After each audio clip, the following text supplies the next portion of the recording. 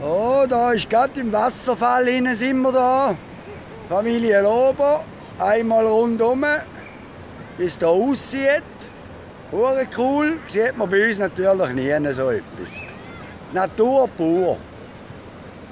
Dort unten das Schiff, da kommt man von unserem Resort hin, früher kommt man hier hin. Wir sind jetzt mit dem Auto gekommen und sind hier den Hager abgelaufen. Es ist halt ein bisschen dunkel jetzt hier hinten, gegen die Sonne.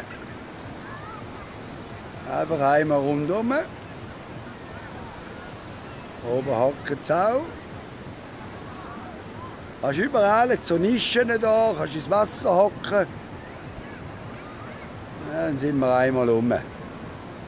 Oh, ist schön Otto da. Eben, hä? Sueli, gefällt es dir auch? Gut.